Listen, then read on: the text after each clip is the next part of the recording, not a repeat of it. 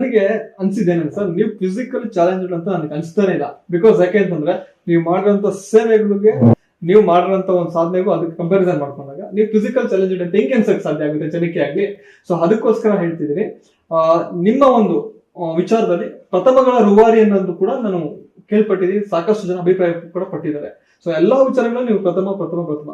In fact ನೀವು school days ಅಲ್ಲಿ ಓದಬೇಕಾದ್ರೂ ಕೂಡ ದೊಡ್ಡಬಳ್ಳಾಪುರದಲ್ಲಿ ಅನ್ಸುತ್ತೆ, ಐ ಥಿಂಕ್ ಅಲ್ಲಿ ಕೂಡ ಚರ್ಚಾ ಸ್ಪರ್ಧೆಗಳಿರ್ಬೋದು, ಸಾಕಷ್ಟು ಒಂದು ವಿಚಾರ ಸಂಕಿರಣಗಳೆಲ್ಲ ಭಾಗವಹಿಸ್ತಾ ಸಾಕಷ್ಟು ಬಹುಮಾನಗಳು ಕೂಡ ತಗೊಳ್ತಾ ಇದ್ರಿ ಅಂತ ವಿಚಾರ ಕೇಳ್ಪಟ್ಟೆ.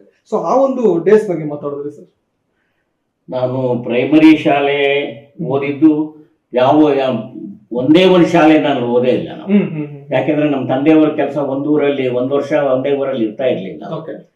ಆವಾಗ ಒಂದೊಂದು ಊರಲ್ಲಿ ಒಂದೊಂದು ತರಗತಿನಲ್ಲಿ ಓದ್ತಾ ಇದ್ದೆ ನಾನು. ನನ್ನ 4ನೇ ತರಗತಿ ಬರುವಷ್ಟೊತ್ತಿಗೆ, 3ನೇ ತರಗತಿ ಬರುವಷ್ಟೊತ್ತಿಗೆ ನಾನು ಸೊನಗನಹಳ್ಳಿಗೆ ಬಂದೆ. ನಮ್ಮ ಹೊಸೂರಿನ ಪಕ್ಕದಲ್ಲಿ ಸೊನಗನಹಳ್ಳಿ ಇದೆಯಲ್ಲ, ಆ ಸೊನಗನಹಳ್ಳಿಗೆ ಬಂದ್ವಿ. ಸೊನಗನಹಳ್ಳಿಗೆ ಬಂದ ಮೇಲೆ ನಾವು 5ನೇ ತರಗತಿಗೆ ನಾವು ಬಂದ್ವಲ್ಲ, 5ನೇ ತರಗತಿಗೆ ನಾವು ಹೊಸೂರಿಗೆ ಬಂದ್ವಿ. ನಾವು ಮಿಡ್ಲ್ ಸ್ಕೂಲ್ ಶುರು ಮಾಡಿದ್ದೆ ನಾನು ಹೊಸೂರಲ್ಲಿ. HN ಅವರು ಓದಿದ್ರಲ್ಲ, ಅದೇ ಶಾಲೆಯಲ್ಲಿ ನಾನು ಕೂಡ ಓದಿದ್ದು.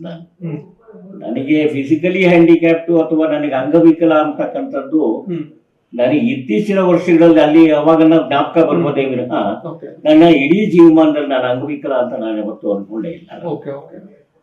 ಹಾಗೆ ಅನ್ಕೊಂಡಿದ್ದಿದ್ರೆ ನಾನು ಏನ್ ಮಾಡ್ತಿದ್ದೋ ಗೊತ್ತಿಲ್ಲ ನನಗೆ. ನಾನು ಅದನ್ನ ಯಾವತ್ತೂ ನನ್ನ ಮನಸ್ಸಿಗೆ ಬಂದಿಲ್ಲ. ನನ್ನ ಜೊತೆಯಲ್ಲಿ ಇದ್ದಂಥವ್ರು ಕೂಡ ನನ್ನನ್ನು ಯಾವತ್ತೂ ಅವರ ದೃಷ್ಟಿಯಿಂದ ನಾನು ನೋಡಿಲ್ಲ ಕೂಡ. ಸಮನಾಗಿ ನೋಡಿದ್ರು, ಸಮನಾಗಿ ನನ್ನನ್ನು ಸ್ವೀಕಾರ ಮಾಡಿದ್ರು. ನಾನು ಮಾಡಿದ ಎಲ್ಲ ಕೆಲಸಗಳಿಗೂ ಕೂಡ ಅವರು ಬೆಂಬಲವಾಗಿ ನಿಂತ್ಕೊಂಡ್ರು.